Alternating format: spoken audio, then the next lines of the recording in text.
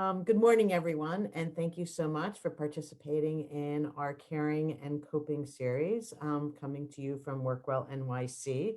We're excited to be here today to talk about the landscape of gender-based violence during COVID.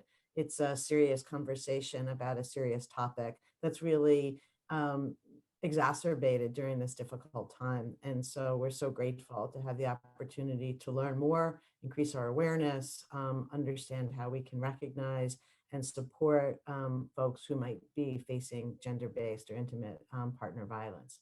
So next slide. Before we get started, you're here, so you're somewhat familiar with WorkWell. Just as a reminder, WorkWell NYC is the City of New York's worksite wellness program, or wellness anywhere, wherever you're working these days. And we're here to take care of you because we know that City of New York employees spend many of their waking hours taking care of other New Yorkers, and we want to make sure that you're taking care of yourself. And so we work in 4 different areas. 1, physical activity. Many of you participated in our September challenge. We also focus on healthy eating through a variety of nutrition programs. Take Action, which is our primary care and prevention, and I'll talk more about our flu campaign later this session. And finally, Be Well, our mental health and resilience program, which actually we have another program about resilience this afternoon. So we'll talk more about that later. So let's move on to what we're doing today. So it also happens to be Wear Purple Day, also the Domestic Partner Awareness Day. So you'll see we're wearing our purple as just an acknowledgement and recognition of those who have been impacted by domestic violence. Okay, next slide. Oh. All right, well, while we're waiting for the slide to move, I didn't introduce myself. So I'm Debbie Friedman. I'm Assistant Commissioner for Workforce Engagement and Innovation at the Mayor's Office of Labor Relations. Clearly an old picture. And so we are here today with Brittany Pinson, who is a licensed master social work, who is the training and curriculum specialist at the New York City Mayor's Office to End Domestic and Gender-Based Violence. Brittany provides training and technical assistance for city agencies and nonprofits on the dynamics of intimate partner violence, IPV, and you'll hear a lot more about that today, including the intersections of IPV and mental health, trauma-responsive practices to enhance stakeholder responses to the issues of IPV and gender-based violence. In addition, Brittany also serves as a member of the Mayor's Office Wellness Committee and leads the wellness efforts for her agency's external partners.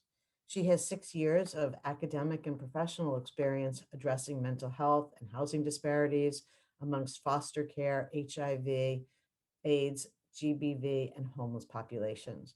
So Brittany has a wealth of knowledge and experience to share with us, and I look forward to learning from her. Brittany? Thank you for being here. Thank you, Assistant Commissioner Friedman, for the introduction. And Go Purple Day is such an important event for our office. Throughout the year, our office and partners work with city officials and agencies, communities, and providers to advocate, raise awareness, and provide resources for individuals experiencing domestic violence. So today is a day where we see our work come full circle, and actually this month, since it's Domestic Violence Awareness Month as well. On behalf of Commissioner Noel, I would like to say thank you to WorkWell for inviting ENDGBV here today. We are deeply touched and excited that WorkWell has integrated domestic violence awareness into their programming. As the city's largest employer, it is especially important for us as employees to know and understand the complexities of domestic violence. Usually I would be conducting this training for providers working with people experiencing domestic violence. Today, I will be providing this training for us as city employees with the goal of helping us better understand the forms of domestic violence and how we can support ourselves, colleagues, family, and or friends. So today, the objectives are going over the definitions, IPV dynamics and prevalence. Then we'll discuss IPV risk factors and health correlates, best practices, and resources. So the term domestic violence is used interchangeably to describe both family violence and intimate partner violence. The main differences between family violence and intimate partner violence are the context in which the relationships take place.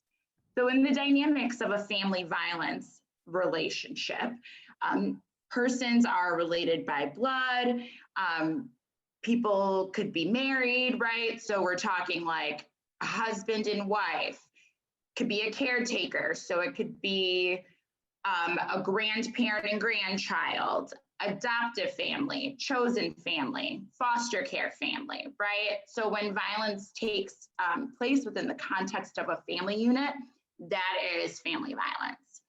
Intimate partner violence occurs within the context between romantic partners, people that were dating or previously dating. I'll give another example. Since we're in the world of COVID-19, a lot of people have turned to apps for dating like Tinder, OkCupid. Let's say I meet someone on OkCupid and we're talking for 2 weeks and we define the relationship as intimate. It's intimate, irrespective of whether sexual relationship has taken place or not. So that's just a big misconception about the word intimate, is that sex has to occur. Sex does not have to occur within the context of an intimate partner violence relationship. This also can include people that were married, separated, divorced, people that have children in common but don't live together, people that are living together or apart. And our office defines intimate partner violence as a range of coercive and abusive behaviors that are used to maintain power and control over another partner in an intimate relationship.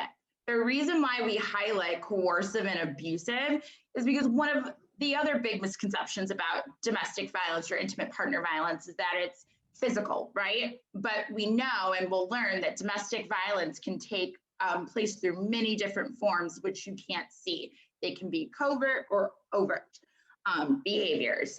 And the most important thing for us to know is when we're trying to figure out, is our friends going through intimate partner violence or are we experiencing it, is to understand that those behaviors are used by the opposite party to maintain power and control over the other party. So now we get into forms. So we've got physical, emotional, financial, sexual, and intimidation and threats. On March 16th, 2020, the National Domestic Violence Hotline began collecting data to track how COVID-19 was impacting victims and survivors of domestic violence. The following statistics that I'm about to reference are reflective of data collected from March 16th to May 16th, 2020. So 61% of the callers reported physical abuse. 90% of the callers reported experiencing emotional abuse.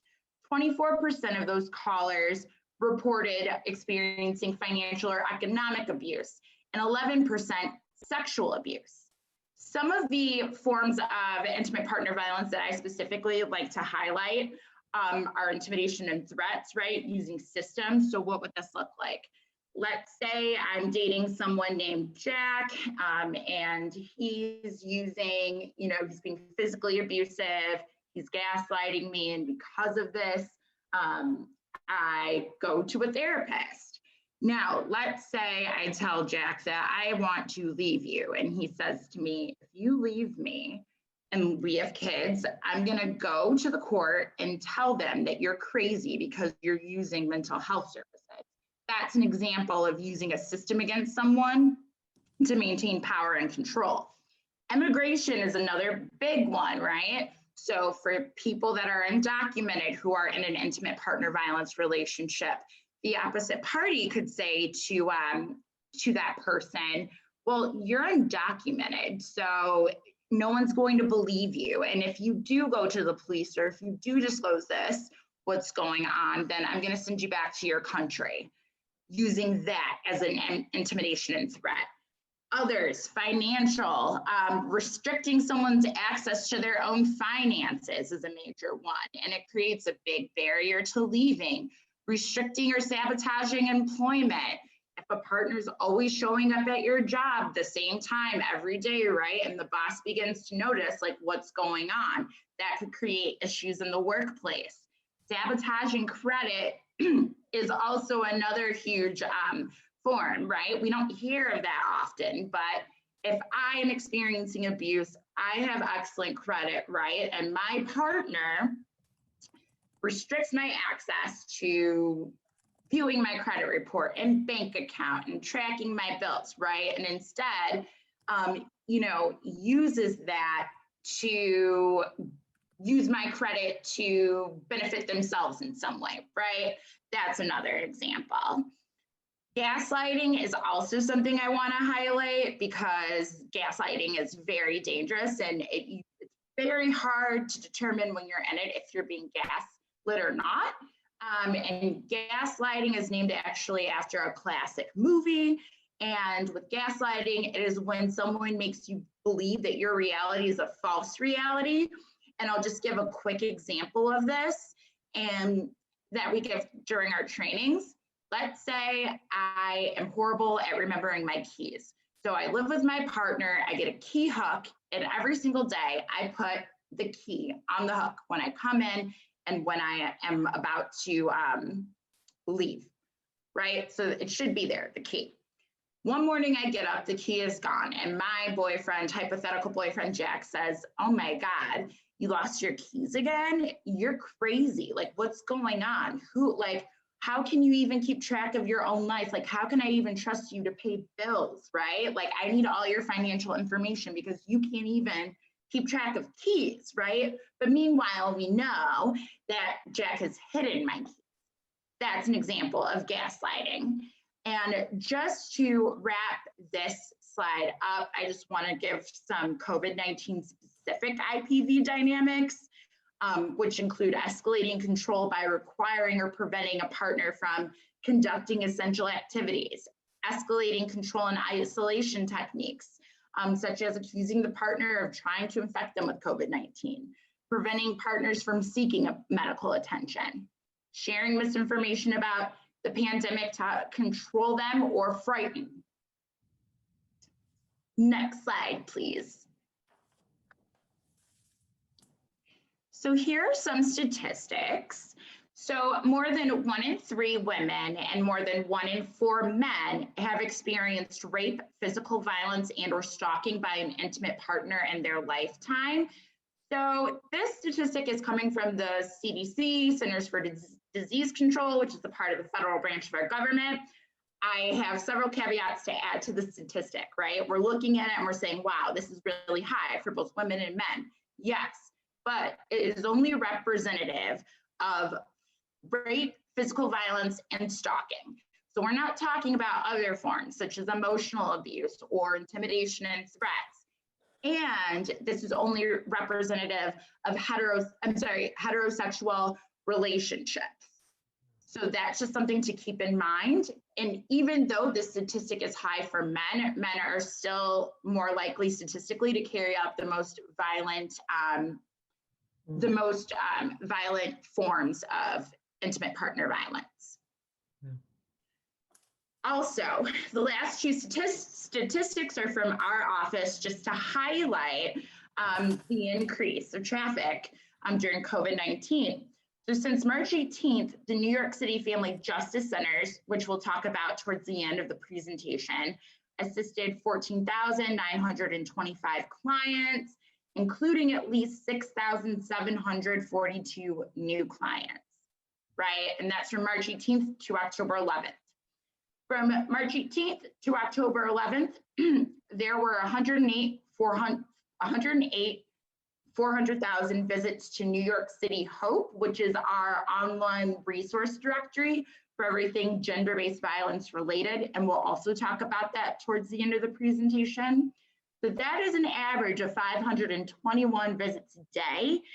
Prior to March 18th, New York City Hope only averaged 135 visits a day to the website. So now we're going to talk about how COVID-19 can exacerbate risk of violence. Social inequities for people who experience violence and are a part of marginalized populations has intensified during COVID. And we've seen this through just even who's been impacted the most by COVID-19 with health disparities. According to Peterman et al. In the Pandemics and Violence Against Women and Children journal, some pathways linking public health crises and IPV include economic insecurity and poverty-related stress, quarantines and social isolations, reduced health service availability and access to first responders, as first responders and providers are usually the first point of contact for people that are experiencing intimate partner violence. Inability or limited options to temporarily escape abusive situations, right? And on a household and individual level, economic insecurity has been linked to poor coping strategies, including substance abuse, taking on debt, transactional sex, and other risky behavior, which are in turn linked to various types of violence against women and children. So let's go through these. So those of us who've worked in child welfare know that whenever there is heightened economic distress or just stressors within the household, there's an increased risk for violence, right? So reduced access to resources and support. So for someone that is experiencing intimate partner violence, if they have either A, lost their job, or B, worked from home, right? They have been taken away from the people that they see daily, right? And those people can kind of serve as gatekeepers or identifiers, or if something is going on or if something's wrong, right? And that support has been lost. And then the loss of income and or employment creates additional barriers to leaving if that was the choice before the pandemic. Heightened emotional distress, depression, anxiety, suicidality, substance abuse. So if the person experiencing abuse experienced depression prior, right? Prior to COVID-19, there's a chance that this could be exacerbated. Then we have a loss of childcare and school supports, right? So if I'm someone that's been experiencing abuse, childcare is extremely important, right? Especially if I need to work, right? And especially if I'm using childcare as an escape for my children, to escape like the abuse from home, getting them out of the house as much as possible. More opportunities for relationship conflict. So for all of us, whenever we've been in a relationship with someone and we have spent a little bit too much time with them, conflicts arise, right? And conflicts are healthy, they're totally normal. However, in the context of an intimate partner violence relationship, power and control is shared by one party. So there's no communicating like to someone that you feel like your boundaries are being crossed or you need space, right? You can't say that because you have fear. And the power is with that opposite party. It's one-sided. So more time spent together, boundary conflicts, disagreements about COVID-19 precautions. Let's say I'm someone that has a pre-existing condition and my partner thinks that COVID-19 is a hoax, so they don't engage in hand washing and they don't wear a mask with me in public, right? And then lastly, one of the most important things on this list, loss of personal time, privacy, and self-care. So prior to COVID-19, there are people that may have used their lunch hour or used work as an excuse to stay longer to get help, whether that's mental health support or peer counseling or meeting up with a friend, right? That's gone for a lot of people, right?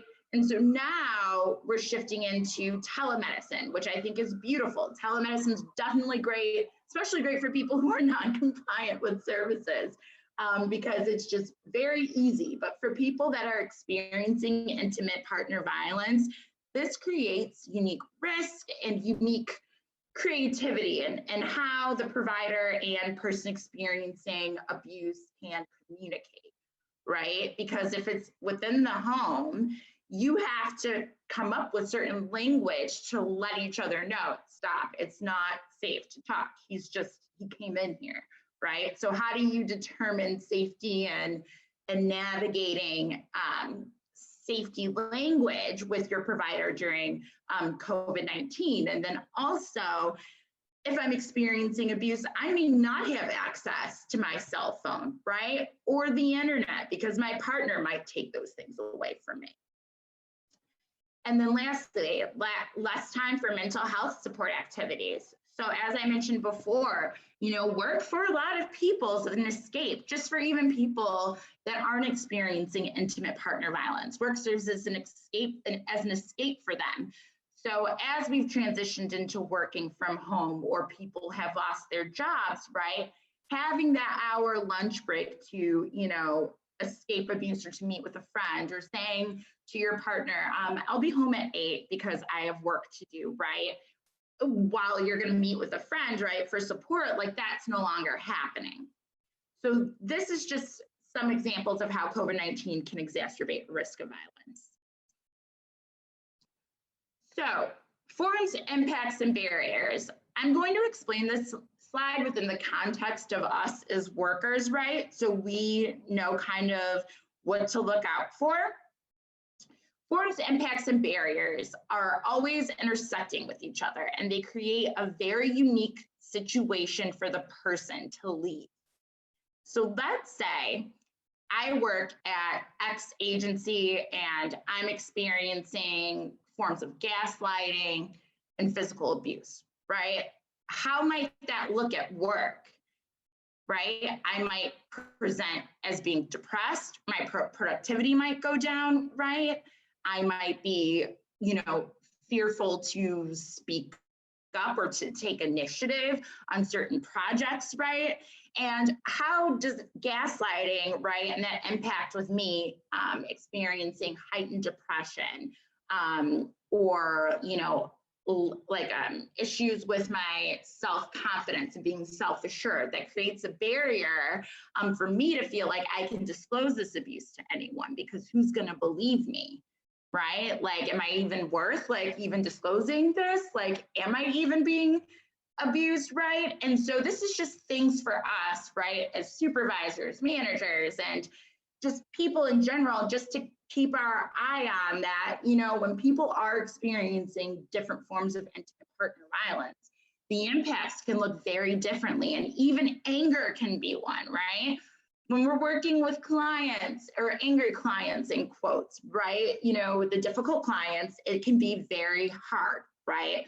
But anger is a trauma presentation, right, for people. And so for someone experiencing intimate partner violence in the workplace, anger is a presentation that they could show, or like I said, depression, anxiety, difficulty finishing tasks, or let's say you notice someone that is staying in the office late every single day, like avoidance, things like that. So that's very important to know, that just forms, impacts, and barriers are always intersecting with each other and create a very unique situation for the person. So in this slide, we are talking about extremely complex personal experiences that are unique to each individual's own life experiences. Our unique identities shape our understanding and experience of violence, safety, and resources that will work for us, and resiliency. We know that oppression is a societally constructed ideology institutionalized within our society that values one specific group over another, right? When talking about intimate partner violence, these marginalized identities that we see here are important because they impact the way that people view and experience safety. It impacts the way they view and experience violence and their access to resources. So for an example, one of the systems that we use as New Yorkers prior to COVID that is a necessity is the MTA. Is the MTA accessible for everybody? No. And so this is an example of ableism, right? In a society that favors people who are able-bodied over those who are not. So if I have a physical disability and I'm experiencing intimate partner violence, right? What does my access to resources look like?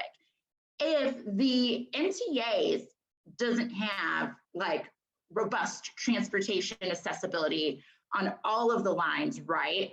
That really cuts the resources that I have. So just being aware of that, right? Like people that have needs like for accessibility, right? People that have physical disability, what do their resources look like? They're not as accessible as for someone that is an able-bodied person that is able to easily take the train, walk 20 minutes to the bus or 20 minutes to a train, or for someone that lives in a two-fare zone, right? It's gonna look very different.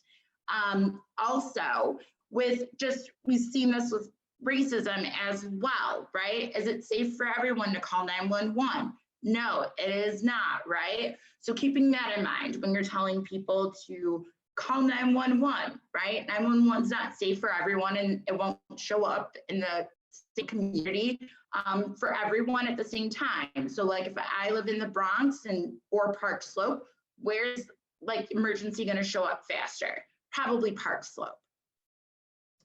Another aspect of this isms flower is a concept called intersectionality, and it's a term that is coined by lawyer, activist, and academic Kimberly Crenshaw. And it refers to an idea that when an individual holds multiple marginalized identities, these identities intersect, creating a unique form of oppression, okay? So people holding multiple marginalized identities face dehumanization on multiple levels from different systems, right? Because this flower is indicative of systemic oppression, okay? So people that hold not only marginalized identities, but multiple marginalized identities are at heightened risk of experiencing violence. So that's another aspect to be cognizant of. And just for us to understand that intersectional identities can lead to a lack of resources, difficulties navigating the systems, right? Mistrust of navigating systems, right? Difficulty and inability to receive care and internalized feelings of inferiority. So just with difficulty and inability to receive care, I will highlight classism.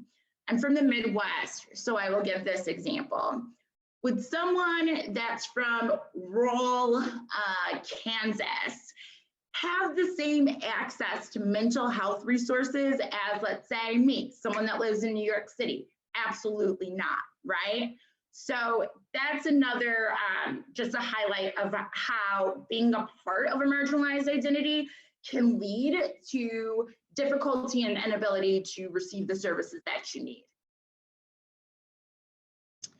So now we are going to segue into best practices. So one of the things that's extremely important for us to just tap in and understand before we, talk to someone that's experiencing intimate partner violence is understanding and checking our biases. We all have them, right? As a social worker, like I've always been taught, you need to be very self-aware of like your feelings, right? Your biases, your values. That way you don't cause undue harm onto people by placing those values and biases onto other people. So just in your head, it's important to know, how do you imagine a person experiencing abuse? What do they look like? What race are they, right?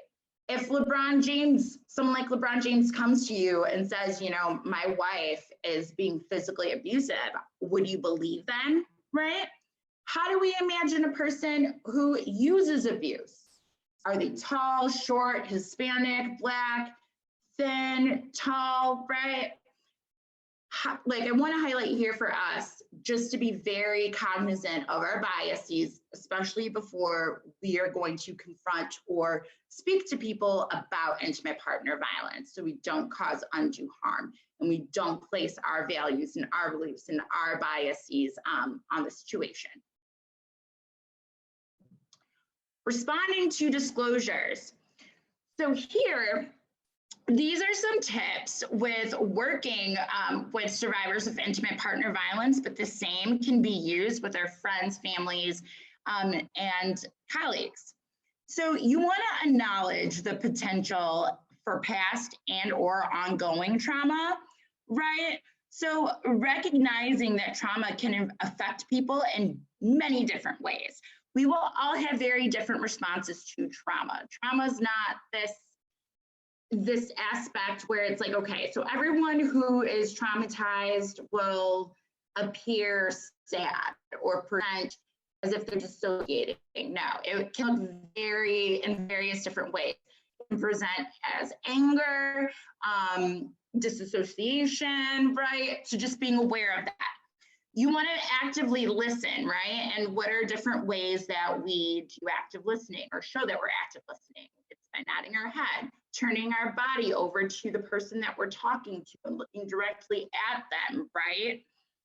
Respecting privacy and confidentiality. So if you do want to talk to a friend, right, then pick a time that is safe for both parties. Like ensure that you're somewhere where the conversation is going to be safe and be aware of that. Respect the person's right to self-determination.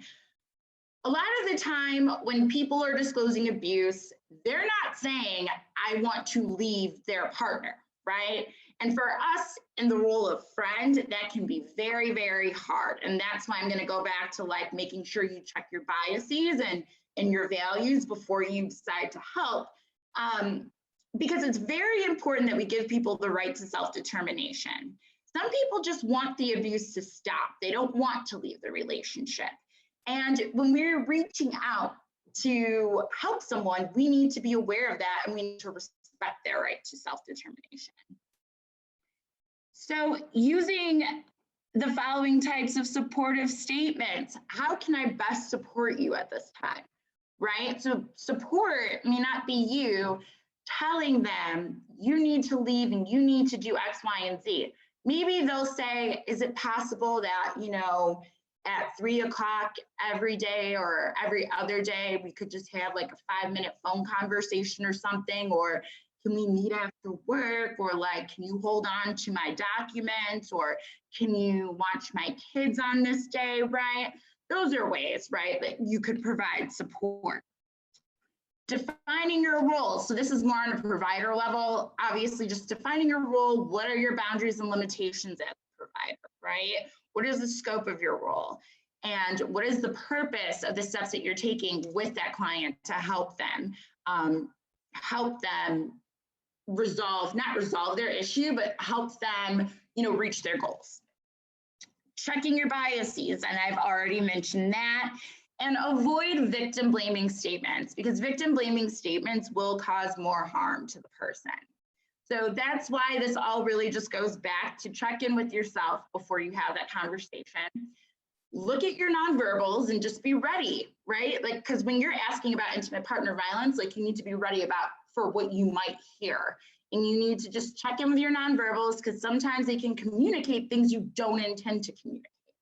And nonverbals have a powerful impact.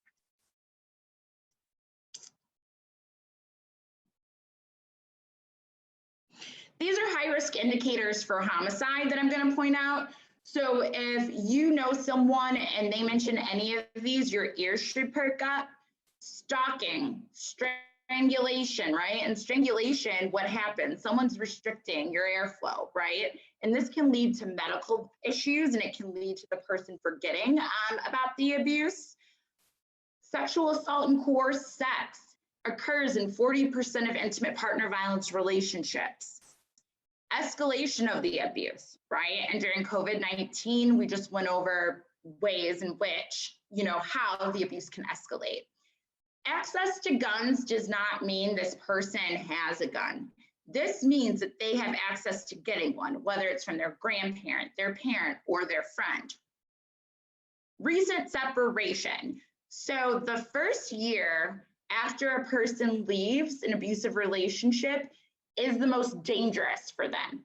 So if I decide to leave my partner on December 20th, 2020, on December 19th, 2021, right? When that day comes, my risk for being killed goes down.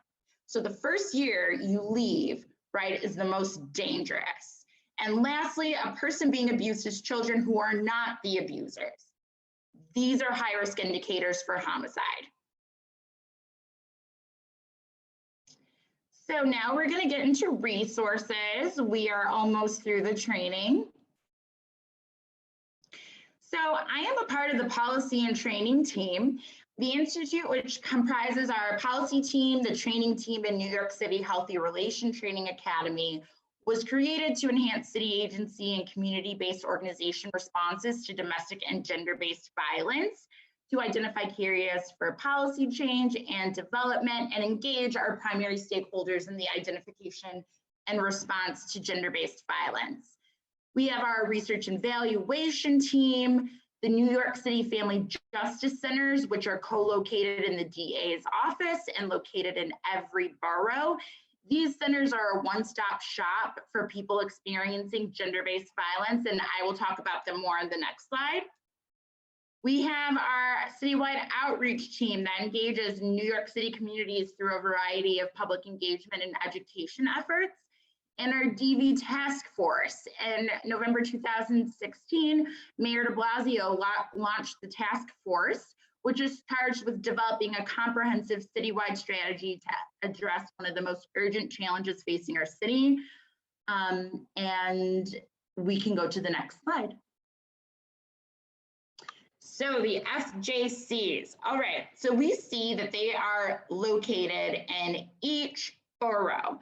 I want to start to talk about Manhattan's location, okay? So the FJCs will reopen in phases borough by borough, beginning with the Manhattan Family Justice Center, which is now officially open for in-person client appointments on Mondays, Wednesdays, and Fridays between 9 and 5. Either new or existing from any borough who have been determined to have immediate needs.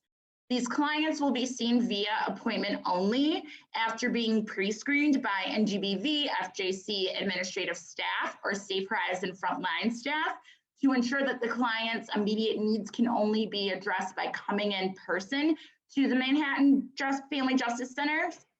So we can accommodate the following types of in-person appointments at the Manhattan Family Justice Centers: service providers looking for private office space for clients to safely connect remotely with other service providers or the court by phone. Service providers looking to use spaces to meet with their own clients in person at the Manhattan Family Justice Center in a safe, socially distanced way, right?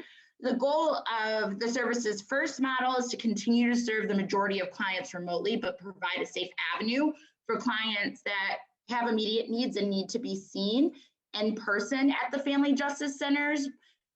Right now, what you would do is if you need assistance, you would contact one of these lines, right? And you would speak to someone and they would conduct an intake with you. A few other things I would love to mention about the Family Justice Centers. I mentioned earlier that they are a one-stop shop for those who are experiencing gender-based violence. ENDGBV is responsible for the coordination of services at all of the New York City Family Justice Centers. So we have partners such as New York City Health and Hospitals, Legal Aid Society, Her Justice, Safe Horizon, right? And these services are provided to people irrespective of their gender identity and citizenship status, and all services are free to people. And lastly, with this slide, you don't have to go to the Family Justice Center that is within your own borough. And there are many reasons why people may not want to go to a Family Justice Center if they lived in the Bronx, right? Maybe it's not safe for me to go there if my partner's family, friends, associates live in that area. Well, that would be fine. You could go to another Family Justice Center. Some of the services we offer at the Family Justice Centers. As I mentioned before, we have partnerships with, I think, over 50 providers, right? So we offer risk assessment and safety planning. When I was a social worker in shelter and just working with children in foster care, for me, it was always best practice. If someone wanted to get an order of protection, I would refer them to a Family Justice Center. Why? Because at the Family Justice Center, in one place, they can meet with an advocate and a lawyer who will explain the whole process of getting an order of protection and explain the risk that can come along with getting an order of protection. Case management services are provided, advocacy around the persecution of DV crimes, assistance with filing police reports. So really quick, a domestic incident report is created every time the New York Police Department responds to a domestic violence incident, right? Whether or not an arrest is made or not. There are two sides to the form, one that the NYPD fills out and one the person fills out that is experiencing abuse. They may not want to fill that form out, right, on the spot because their partner is there. So they could go to a family justice center and retain that document retroactively and fill that side out. Psychiatric services, individual and group counseling, children's activities, services for the elderly, and people with disabilities, language interpretation, financial literacy and counseling, immigration legal assistance, shelter and housing advocacy, and family law. These are all the services provided by the FJCs. And then we have New York City Hope, as I mentioned during our statistics. This is our online resource directory for information and resources about gender-based violence, including IPV, family violence, elder abuse, sexual assault, stalking, and human trafficking. So New York City Hope brings together resources and searchable services from across New York City for survivors and even for providers to access from any device where you can connect to internet. These are some hotlines for us. So the New York City 24-hour, 7 days a week DV hotline. Safe Horizon oversees this hotline, and this is the gateway into domestic violence shelter, but Safe Horizon also provides other resources, such as referrals to their community center programs, right, where people can receive counseling. Let's say I needed to change my locks because my abusive partner has left. I could call the hotline, ask for a lock change, and within 48 or 72 hours, that would happen. What else about the New York City 24-hour, 7-day-a-week DV hotline? They also provide 24-hour, 7-day-a-week crisis counseling. That's another important thing to know. The youth-specific hotline is unique because it serves youth 24 and over. Now, this is the only hotline that will serve people using abuse and people experiencing abuse. The New York State Office for the Prevention of DV text line is new. So if talking on the phone's not safe, this is another gateway to communicating to someone about your situation. And New York City Well is a fabulous resource. They are staffed with trained, licensed clinicians to provide counseling, crisis counseling, safety planning, and resources for those experiencing any mental health crisis, or just if you as a provider, right, if you as a person need to speak to someone, right, they are there, trained, and very helpful. They also have a trauma-informed, evidence-based trauma-informed model of peer support. So they have people staff there as well that have experienced mental health crisis. And keeping in touch with NGBV, training at ndgbv.nyc.gov is the training team's email. You could visit our website and then sign up for our newsletters and updates. And that is it. Thank you. Thank you so much, Brittany. It's really mind-opening. As much as you think that you know and understand, there is so much more to understand. And I did put in the chat, and Victoria did as well, the link to the resources, which includes the PowerPoint and some of the tip sheet and the different resources. So it's easy for you to find. And please, not only for you to use it, but I strongly encourage you to share these resources with family and friends, whether they work for the city of New York, whether they live in New York City and its environs. This is really important for everyone to have access to. So we do have a couple of questions that have come in on the Q&A and also in the chat. So I strongly encourage others to contribute as well. And we have some questions that we have from before. So let me start with the first one. What are the boundaries when different cultures allow for male dominance? That's a unique question. What are the boundaries? I need more context. That's a very unique question. What I will say is that as we are doing our best to just like remain aware of like different cultures and patriarchy that exists within different cultures, right? Like violence against women and or men is never acceptable, right? So I think that's a clear boundary, right? Like violence is violence across cultures, but it's very different. Like your culture, right, can create a major barrier for you to leave the relationship or even disclose it. And that's something that we really need to be just very understanding of. Right. Yeah, I mean, I can imagine there might be a relationship where the man is responsible for maintaining the phones and the bills and all of those things that are not necessarily physical violence, but other coercive activities. Yeah.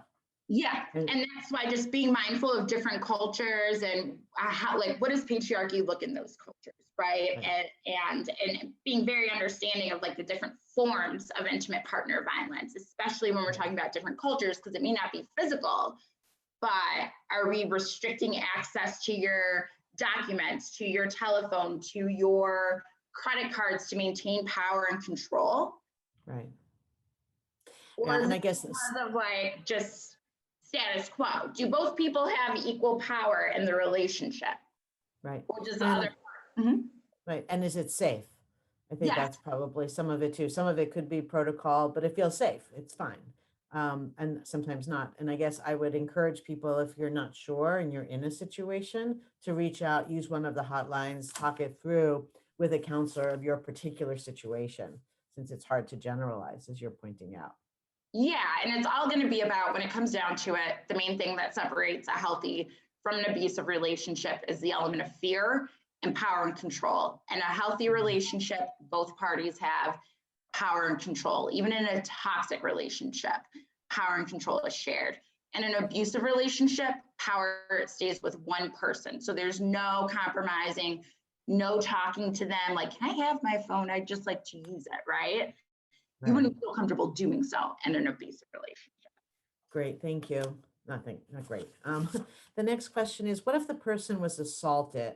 If the person who was assaulted says it was a stranger, but in fact it was a family or friend, can that report be used to get services?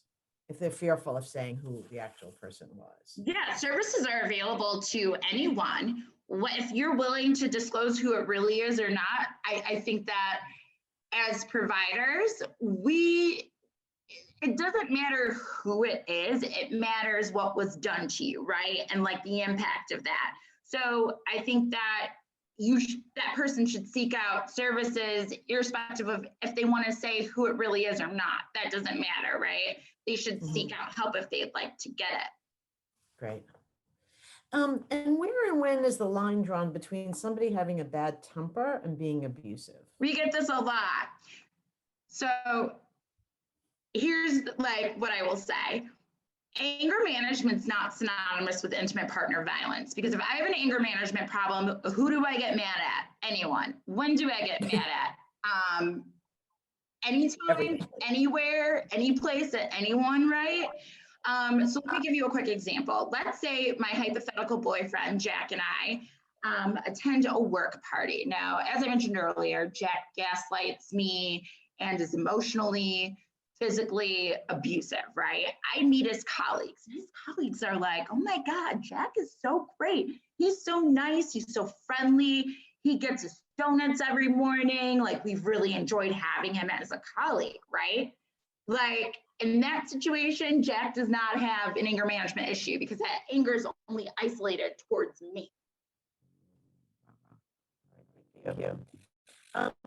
If people who support people who use abuse, what if somebody, listening today, they realize, oh my gosh. You're breaking up, Deborah, but I think I heard the question. It's about resources for those who are using abuse. Yes. So we have, like, I'm going to mention abusive partner intervention programming, right? Currently, Center for Court Innovation and Urban Resource Institute have said programming, right, for abusive partners. We have also partnered with CCI, our training team. They've been consulting us on an abusive partner curriculum, which will look like our IPV 101 curricula, but it will focus on abusive partners. So we're rolling that out now. Great. So again, people can reach out to the hotline and get more information. Yeah, I would definitely check out CCI and URI. Okay. And then add their contact information into the resource after that. Yeah. That'll great. And then how do they approach a colleague or a friend or family member, right? That I'm having difficulty hearing you, but I think, are you saying like, how do you support a colleague or family member? Yes. Okay. So how do you support a family member or colleague that's experiencing intimate partner violence? I would go back to the tip sheet and like the rule before that. Before you make an attempt to support, right? Check your biases, practice with yourself so you can look in the mirror and see what your response is going to look like, right? In your nonverbals. Go back to the tip sheet. You want to know for this person, like, how can you support them, right? Maybe start the conversation off by asking non-domestic violence related questions, such as, my boyfriend Jack and I, we get into arguments and like we haven't been able to get past this boundary. How do you and your partner manage your arguments or conflicts, right? Asking a question like that can help you move towards asking about, domestic violence. You can be upfront with the person and, let them know in a safe space that, you're concerned and, you're here and you're not going to try to get them to do anything that they don't want, but you just want to know how you can support them. And if I were you and you're offering support, please, for yourself and for the other person, get a list in your head of like how you could actually provide support, what's feasible, what's not, right? Those are some ways I think that are best to support our family members or, colleagues. And I mean, for colleagues, right, as Deborah, you mentioned earlier, having agencies put up domestic violence resources in the office. So that way, someone that's experiencing it, when they're at work, they can go to this little corner, right, in the office and see what resources are available to them. Thank you. I'm not sure if you're hearing me.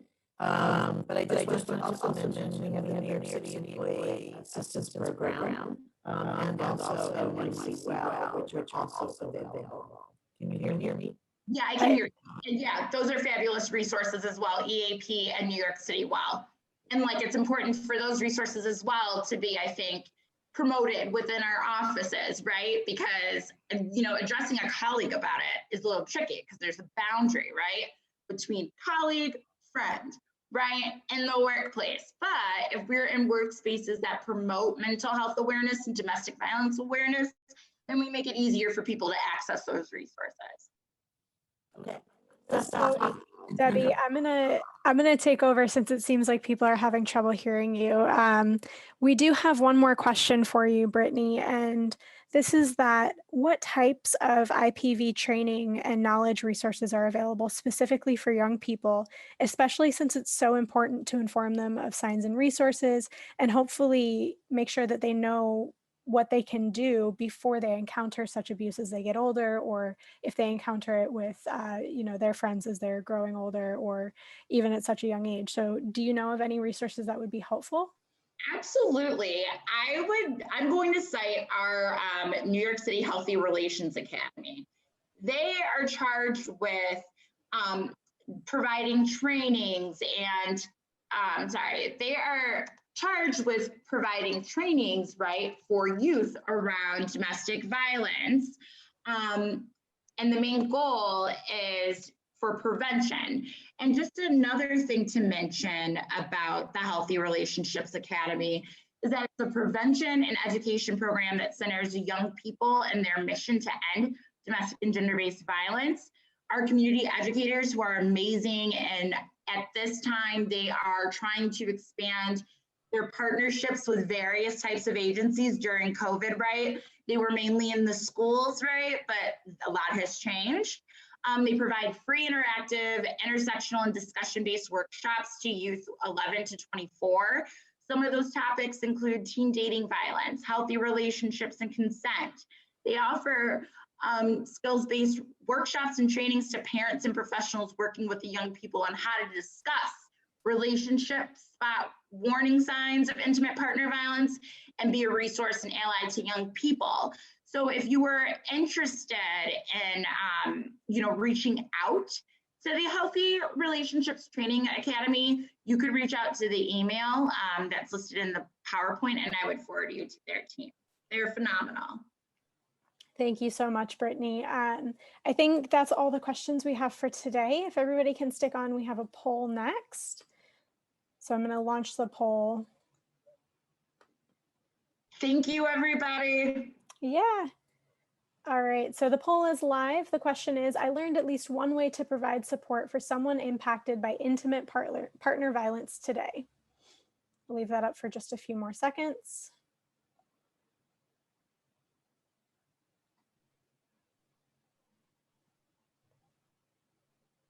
All right, thank you, everyone. So it seems like a large majority did learn at least one way. Glad to hear that you learned something. And for everyone else, we will be sharing the slides and the resources talked about in today's webinar so that if you didn't learn something today, hopefully there are resources available to you so you can learn something.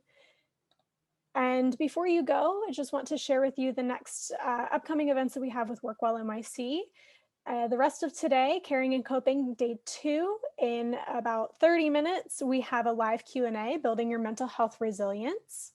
And from 5 to 6 p.m., we have Color and Chill. So if you need something to help you wind down from the rest of today, I highly suggest joining. It's a very soothing session. If you'd like to register, please visit on.nyc.gov/caringandcoping to register and find out more information for each of the sessions. We also have a few upcoming WorkWell NYC events. On the 28th of October at 12 p.m., we have a webinar called Let's Talk, Workplace Accommodations for Mental Health Disabilities. On November 6th at 1 p.m., we have a webinar, NYC on Matters of Racial Equity. And on November 12th at 4 p.m., Eat Well Q&A, Preventing and Managing Diabetes with Food. So if you're interested in any of these events, please visit on.nyc.gov/upcoming events, and that's where you'll be able to register for each of these events and find out a little bit more about what's coming up. So again, if you want to also prevent yourself from getting the flu this fall, please remember that it is more important now than ever, especially to get your flu shot this year. Free flu shots are available for city employees in 3 different ways. You can visit a WorkWell NYC clinic. They're being offered around the 5 boroughs, and you can visit on.nyc.gov/WWNYC flu to find out where those clinics are. You can also go to a participating pharmacy, and you will be able to get a free flu shot there. And then also at your in-network medical offices, please make sure to double check which your medical provider is so that you can go to an in-network office, but definitely get your flu shot this year. If you'd like to participate in our Caring and Coping wall, you can visit our Caring and Coping wall at on.nyc.gov/caring wall and share how you're caring with yourself and others during the pandemic, during this fall, during any time. And we want to see how you're caring for yourself, what you're doing to help others. And I know that we're all doing a lot right now. Lastly, stay connected with us. You can follow us on Instagram, you can follow us on LinkedIn, or you can sign up for our mailing list. And we also have our website and our email address listed here. Again, we'll share the slides and this recording pretty soon afterwards. And we hope that you had an enjoyable time with us. It is 12 o'clock now. So thank you all for joining and have a great rest of your day. Hopefully we'll see you at 12:30.